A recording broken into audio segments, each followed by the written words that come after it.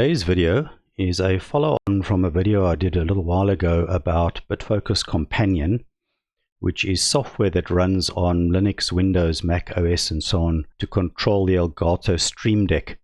And generally it's got a lot of connectors that connect to various services and do things. But I had a question from one viewer that asked, so how would I actually be able to get a button on my Stream Deck to show the status, the mute status of, like, say, the microphone or the speakers? And could it change, as I toggle the button? Because yes, there are key presses, you can toggle the button, but by default, you often don't see any feedback with that. It just sends a key press to the operating system, and that's all you're going to see. I mean, if I had to sit here now and mute a button, you'd see something like that now where it says audio muted and the volume, on the screen.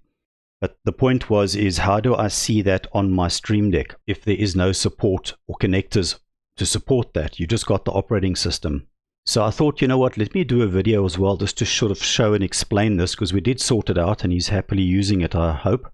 And I'm going to show two examples. One is actually looking at the sort of mute status of the microphone, the speakers, and I can even show volume, how you can do volume levels. And the second example is going to be looking at OPNsense, which is this firewall I've put in recently. And I've used it in a similar manner, sort of doing a call through the operating system to pull back details using the API on OPNsense to pull back things like the firewall drive space used and the temperature of the CPU.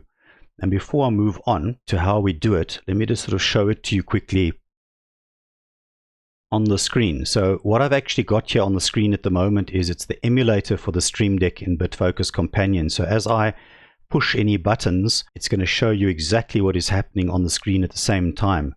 So if I was now to press the speaker mute button, if you look here, just over there below the cursor at the moment, you'll see the speakers. That's got a green background indicating my speakers are live and there is audio through them at the moment. If I was now to push that button just below here, you'll watch just below the emulator and you'll see again the mute status coming up from the operating system, but you'll also see the button change color and so on. There we go. And you'll see about a half second, 3/4 second later, the button has also changed its image and the color of the background has changed. And that's what I mean by the status of the button reflects the status of whatever you've just toggled on the operating system. So we can put that back on again. And I can do the same with the microphone one. If you look just below the cursor now, there's a microphone with a green background. If I press that, I hope I don't cut my microphone off now, but if I do, I'm going to untoggle it. So just watch for the color change on the microphone.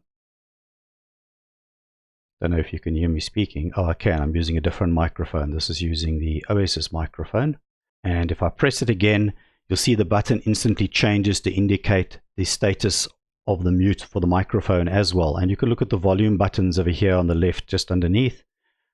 Same thing, the volume level you can see on the screen is changing, and it's supposed to be updating on the buttons, and I'm now not seeing my buttons changing. There might be something wrong there. I've done the same with these buttons at the bottom or just above here as well, and they're also not working. Okay, we'll have a look, but the theory is quite correct for them. They do actually work. It could be, I have set these for particular devices on the operating system, so it could be that maybe by starting up OBStudio, I have changed those devices. And then the other one I wanted to show quickly, as I said, is the OPNsense. So let's just have a look at that. If I go out of here and we go to Home Assistant, we'll see just to the right of the cursor here is the firewall drive space, 11% utilized. And just below it is the firewall 45 degrees at the moment temperature. And it's pulling that from the OPNsense firewall through an API. And I'll just show how that works as well. But let's just look at the theory first of how this works. So the general approach really, it's three sort of major actions you need to put in place. The one is the button action, and that's going to execute an operating system script file, a bash script file. And this should work exactly the same really in Windows. Obviously your script file is just going to maybe look a little bit different, but it's a button action.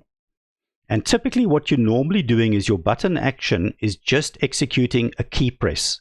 But the key press is going to just mute or unmute or whatever the case is. You also want a button action that also executes a batch file. I'll show you what the batch file looks like after this. And what's essential is that that script file must return a value to Companion and update a variable. So say, for example, the mute status is going to be muted is true or muted is false. That batch must return a true or a false value.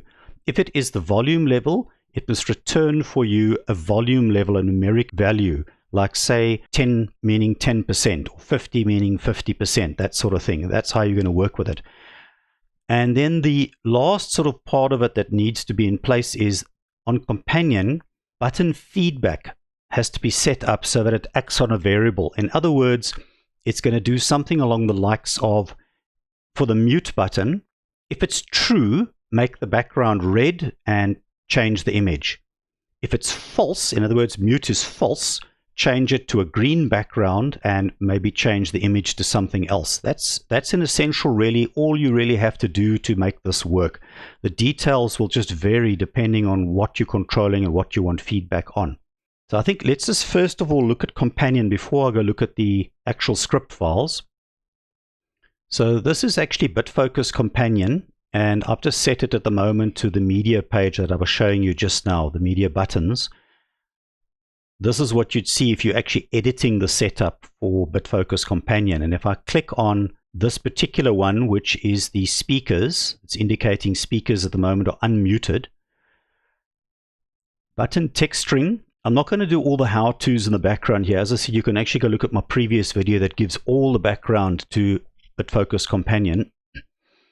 The press action is this over here, which is why do tool, and I'm giving a key press and a key release. That is really the hotkey for whatever your operating system is going to be. So yours might differ, but that's the hotkey that needs to be pressed to mute and unmute the speakers. You can also use XDo tool, which is a little bit easier to understand because it's not going to have these numeric numbers. It'll have, you know, mute button or whatever the button actually is. So that just executes the actual action. It's waiting about 800 milliseconds, which is 0.8 of a second. I've got a further wait I see I've added. And then the important part was that batch file, that operating system script file I spoke to you about. What it's actually executing on the button press, and this is now really to do with the status only. Remember, we've done the hotkey to mute or unmute. We're going to execute something called speakers_muted.sh. So this is the script file that will go and test and see what the speaker's mute status is. And what it's going to be doing is, whatever gets returned, it's going to update a variable called speakers_muted. In other words, is speakers_muted true or false? What I should maybe have just said is, before I started the whole thing, you do have to start off by setting up your target variable. So if I go to variables here, custom variables, we'll see right at the bottom, there is one that I've set up called speakers_muted already. And it doesn't really matter what value you've got in here because it's going to set all this really at runtime. But you just need to create whatever variable, target variable you're going to want to be updating or querying. You want to make sure you have created that first of all to start with. And what I also did was this is under triggers, just to initiate that on the startup of Bitfocus Companion. When I started, I did go and check what the speaker mute status actually is. And if we have a look at that, you'll see on the right here, I've just put an event in startup, execute this, and all it's really doing is, again, it's just executing that same script file and updating that target variable we've created. It's just so that it is set on startup. Otherwise, it's only after you've pressed the button at some point later on, your button is going to show the correct status. So I created the variable and I just created a trigger for startup to set it. So let's just go back to buttons. We've now really shown the action. Okay, so just to summarize again, you actually are doing the key press, and the one I'm using is this internal system run shell path local. Key press, pause and wait, run the script file, whatever the true or false or the value is that gets returned, update speakers muted. And that will take care of the button press part. But the next part I mentioned was the feedbacks. So the feedbacks is what actually changes the display on the button, whether it's the background, the image, text, whatever. And all I've really done is I have created two variable checks here. So you'll see here, internal variable, just check the value. And remember that value we talked about, we set that variable. Well, I'm using that same one over here. I'm getting it to test what variable? A custom variable, custom speakers underscore muted, which I showed just now. If it is equal to true, then make the background red. And I also then chose here by selecting PNG, from the various actions that you can do for this feedback. I also selected PNG and I chose the particular image I'm using. Then what I did is I created it exactly the same thing again, second one. It's checking the same variable, but if it's equal to false, it's going to make sure that the background is green and the PNG will just be, or it can be, a different image. In fact, it was. I just chose an image that's got that little sort of red crossbar through it. And that in essence takes care of the two actions. So when you press the button, based on whatever this variable becomes, it's either going to be true or false. It'll be, the red or the green and whatever the background is. That really is the actions to update and show you the status of the speakers muted. And it's exactly the same. We can have a look here for the microphone. It's similar in that you'll see under actions, we've got again an action. I've just used a different type of action here to vary it. I'm not using xdo tool. I'm using WPCTL. This is a Linux command. And if you set mute, 60 is the device number, and you can toggle. So it'll just, every time you press it, it toggles to on, off, on, off. In essence, that was the action. I've put a delay in again. And what it's running this time is it's running a script file called mic_muted.sh.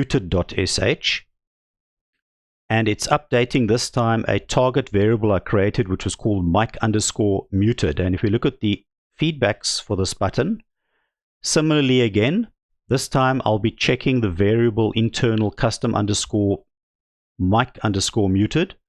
And if it's equal to true, it'll be red with that image. And if mic_muted is equal to false, it's going to be green with a different image. So you'll see it's the same sort of principle really. It's just the slight details in the variable differing. The magic really probably is in the bash script, I suppose. So I think let's go and have a look at the bash script, because that's really all you have to do on the Bitfocus Companion side. If we have a look, so what I'm actually doing is I have created the bash scripts. It is in my home folder .local/bin.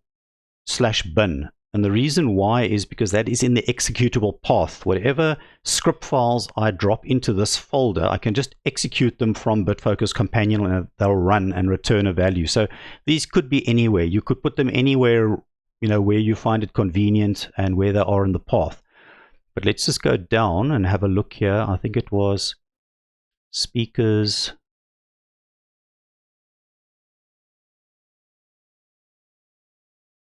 Muted. There we go.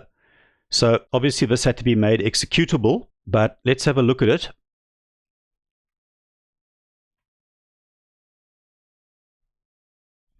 This is the batch file, and you'll see all that it's actually running is it's running this command over here to get the volume status. And it is, well, I had to do a little bit of testing around with this, but in essence, you'll see there it says device ID 60. And I think in this case, my commenting is a bit out of date because I see it says get volume 34. I think I used the same batch file between the speakers and the microphone. But you can actually run WPCTL and check what devices you've got. The point is, it's assigning whatever the value of that is to a variable called volume_status inside the batch file. So it runs that command. It queries ID 34, and it returns. So this could be, this volume status is going to now be a string of data that actually gets returned, and the rest of this over here is just cleaning it up so that I can try and return it as a specific value. So I'm checking here if the output contains the string muted, because if it does, then actually it is muted. I looked at that, from what was returned in the string to see what gets returned, and I noticed it does say muted if it's muted. So if that contains muted, then echo true. In other words, speakers are muted. Else, just make it false. So in this case, I was just looking specifically to see if it was muted or not, the speakers. Let's just look at the microphone, because it might also help sort of explain this a little bit. Mic muted, there we go.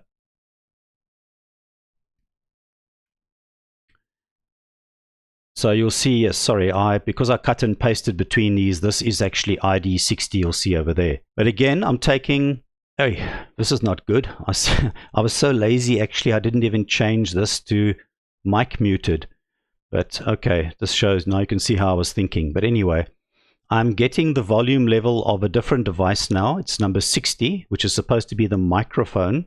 And it's not a volume status, it's just returning a string. It's querying that device. And it was actually quite similar in this regard. I see that if it contained muted, then it was muted. And I just said, well, echo back true. Else, echo false and return false. The echo is really returning the value. It will be the exit value that comes back out of the batch file. And the exit status here is actually what determines what gets returned to whatever called it. Exit 0 is going to be true, and exit 1 is going to return false. I think we can have a look maybe at the volume levels, because that one is a little bit more interesting. So we looked just now here at speakers muted. I'm going to look at the speaker volume one.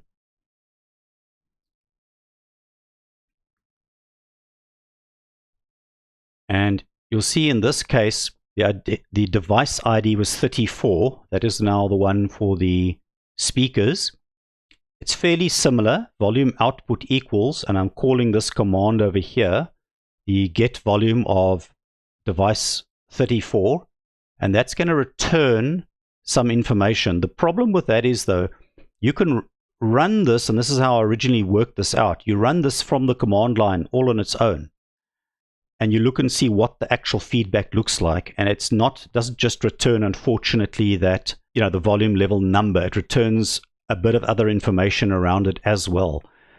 So what I did was, and I can actually show you what I mean here quickly. If I just take that and, sorry, I know it's jumping around a little bit, but I just want to show you how that command, what it actually looks like, what it returns if you had to do it just on its own. If I execute that, you'll see that's what it's actually returning. It returns the string back, volume : 0.40. That's supposed to be indicating 40%. So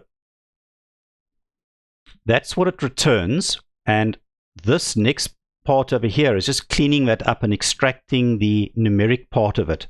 So I'm taking that same string, I'm saying echo, and I'm extracting here and finding, you saw what it looked like just now, volume : 0 point, and take the remaining characters of that line and return that.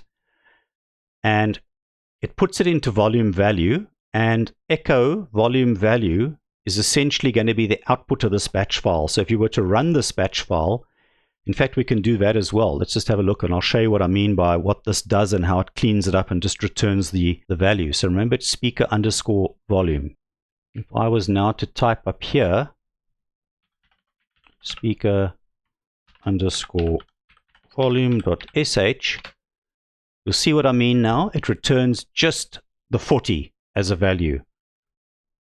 I didn't want the volume : whatever, because I need to return a numeric value back to Bitfocus Companion. So you've got to tidy up your script file so that it can execute the query of that device, the speaker, the microphone, the volume level, whatever, and it needs to return a clean numeric value or a true or false that Bitfocus Companion can make use of, because Bitfocus Companion can't do that processing for you. So that really is the essence of the batch file.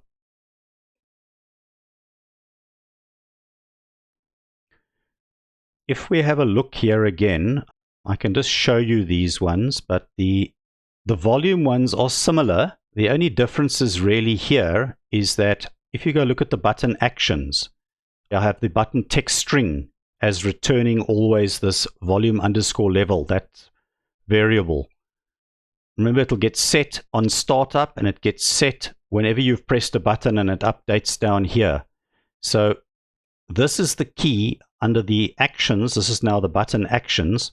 The key press, Y do tool key press, that will be the, what was this one? Volume minus, volume down. Every time you press that button, it presses on the Stream Deck, that now is, it's going to execute volume down 1. And it will also run speaker underscore volume.sh. We already saw in that batch file is going to run that query, and it's going to return just the volume level as a number, 40 or 30% or whatever it is, and it's going to update volume level. The volume levels was not working with a feedback to change the color or, versus a true and false and so on. All it was supposed to be doing is updating this volume level variable, which, seeing it was displayed here in the button, in the text of the button here, it was supposed to actually update it, in the button as you pressed it. So the only other one I really just wanted to quickly show was, and we just need to go to the Home Assistant one here, is the firewall. We can just maybe take, say, the drive space one. It's got some text here just displaying that variable, OPNsense underscore disk. That's what I called the variable. And what it's going to execute is, I put a button action in here, but in essence, that is only if you're going to be pressing the button, and there's no point in that really, because I wanted to display the whole time. So it's actually calling it from up here. If you put something in the button text string, it is essentially calling a value the whole time and checking this OPNsense underscore disk. The moment that changes, it updates it over here on the display. So I know it's now fairly static because the drive space isn't varying very quickly, but you will probably see that the firewall temperature, for example, is changing. It's just calling OPNsense underscore CPU variable. But what I do actually have here is, I do, for example, have some feedback set, because I do want this to change color if it goes too high. So if we look here, there is a batch file. We'll have a look at it just now. It's running OPNsensetemp.sh. and it is updating, or after it's run it, it'll be updating the variable OPNsense underscore CPU. And the feedbacks here that show the button status change, if that variable OPNsense CPU is less than 60, in other words 60 degrees, then show green. However, I did also put in a Boolean expression here. I've not actually tested this very thoroughly, but in essence, this is just a little expression saying that if that value is greater than or equal to 60 and it is less than or equal to 75, make the color orange. I'm still testing this. The other one is, and I'm using the blink when variable value matches. This is that same variable, OPNsense.cpu, but if it's greater than 75 degrees, then start flashing the button background red. So that's what I'm really doing. And also, just to keep an eye on this so that it draws my attention to it if I'm on a different screen, I do also have a trigger set up here for get firewall temp every 10 seconds. Every 10 seconds, it's firing off this trigger. So this will just make sure, this trigger is just making sure that that variable is updated the whole time. Every 10 seconds, it's going to be updated. And the button will accordingly just be displaying whatever temperature as this thing is updated. So you don't have to press that button to check the temperature. But what I've also got here is another trigger, firewall temp alert, on a condition becoming true. And we can just look at that one. It's basically that same variable again. Remember, the one I've just shown now is updating the variable the whole time, every 10 seconds. The trigger here is the moment OPNsense underscore CPU variable is greater than 70, then change the Stream Deck page to that Home Assistant page, or that page where I've got all my gauges and dials that I'm watching the solar system and so on. And obviously that button will also be flashing. Remember I said the feedback is going to go into flashing red. So this will ensure that that page becomes live no matter what else I'm busy with, and I will see that red flashing button at the same time. So that's the action for that. So the only really last thing then to go look at is the batch file for, and I think let's have a look at, it was OPNsensetemp. Let's just have a look. I am going to have to just blank out my API here. There we go, OPNsense.temp, and there was the other one, OPNsense.disk. They basically do the same thing. All they're doing is they're just calling an API on OPNsense and retrieving the value. Let's just have a look at this one.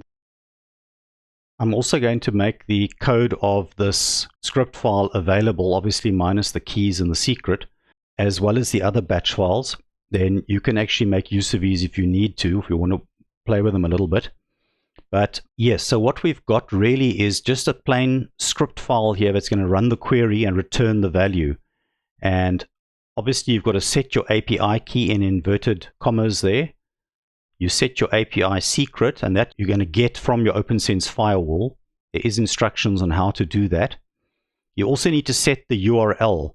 So how this works with OPNsense is you're going to, as part of your URL, you are going to use your main URL address /API. So 192.168.1.1 is the IP address for my firewall. Obviously that's got to be visible from wherever you're running it. /API, and then what follows that is different levels you can drill down to in the API to retrieve values. So there's diagnostics, which has got a whole bunch of things, amongst others system, and then within system, one of the things you can pull back is system temperature. The other one is, for example, system CPU speed and various other things. So you'd have to consult your OPNsense documents just to see how exactly to do that. But this is the example I'm just showing for system temp. And the best way to test that as well is also you can run that in your browser URL, until you've got it working right, or from your command line, just to see what is being pulled back. What I've got below that, the next line is processing that really, where it says temperature equals. It's a bit of a long and involved line, I know, but this is actually the line that then executes using the key, the secret, and the URL above. So this is the exact syntax you would run from the command line. You'd use the curl command to go and fetch. The -S was quite important. I used that to silence any additional progress information, because that would have actually messed up the return and what I needed to process. So it just ensures that it only returns the value that comes back. No progress information or anything along the way. I can't remember what the K and the U was now, to be honest. But what follows then is in inverted commas, again with a colon in the middle, is the API key. The API secret needs to be used, the URL, and then everything after that URL where it shows grep. The grep part is processing what is being returned. And what it's looking for there essentially is something that shows device and dev.cpu.0.temperature. That is the part or the line that comes back that actually has got the temperature value on it. And all I want to do is I want to extract just the numeric part again, like we saw a little bit earlier on with the other batch file. So that's all that long string really is doing. And this you're going to have to experiment with and play with. What I did to cheat in the end was I took the output of the curl command before I had the grep on it, and I dropped that actually into an AI tool. And I said, if this is the feedback I'm getting back, how do I get the temperature, just the temperature value of CPU 0? And it actually gave me that grep code on the right to use. So, there's a tip for you just to get that right yourself. Then the next part is just to check here on the temperature to say, well, if the temperature that's returned, it's got a valid value, not an error, then round it off to an integer value using the awk command. Because the thing is that it returns some additional information, and it's not always formatted as a numeric value. So I've rounded the tone. The other thing was, I think it gave a 0.00 or something, and I wanted a clean integer value. Otherwise, it just gets too busy on Bitfocus Companion updating (1, 2, 3 of a degree. So that's just rounding the temperature into an integer, and you'll see there it basically is just echoing then the rounded temperature as the output. Else, it's going to give an error and an exit code 1 to indicate that something went wrong and this batch file didn't work. So that's actually all that batch file is doing. And if you want to query other things, like I said, CPU temperature or whatever else from your OPNsense, all you're really going to have to change often is this line where the URL is, and you might have to adjust the formatting or the processing of the actual formatting itself. So you just got to also make sure that your user does have rights to extract that information from OPNsense itself. You might have errors if you don't have the correct permissions for that, really. So yeah, that's sort of it. I just thought I'd explain it sort of graphically because I think it makes a bit of difference, people seeing it versus trying to explain it. I had to try and explain to that viewer more in text how to do it. So if you are watching, I hope this also helps you sort of get your setup if it didn't work properly. But I do use this view quite a lot. I do use it to monitor my solar battery system, the gate battery, my Open Media Vault server. In some cases, there are actually existing connectors that are doing some of this. And then it's much easier to have the correct sort of feedback in the buttons, the green, the red, that sort of thing. But today was more of a bit of a drill down into how would you do it if you had to literally run it from a script file and extract the data yourself and get the feedback to update. So I hope some of it made sense, and otherwise it might have also given you some great ideas to query other things that you might have anywhere around your home network and be able to also update the status. And whether you're using Bitfocus Companion or not doesn't really matter. If you've got anything like Stream Controller or any of the other apps, if it can execute a script or a script file and read a return value, you can probably make use of exactly the same theory that I've explained now, and you can probably get it to work and be quite useful as well. Obviously, your feedback and your things are going to differ a little bit. But yeah, I hope that was of interest and sparked some ideas amongst you all. Let me know in the comments below if there was something else you used out of this to do something interesting that I haven't thought about. Maybe I'll also see if I can't apply the same thing. Stay safe out there, and thank you for watching, and I'll see you in my next video.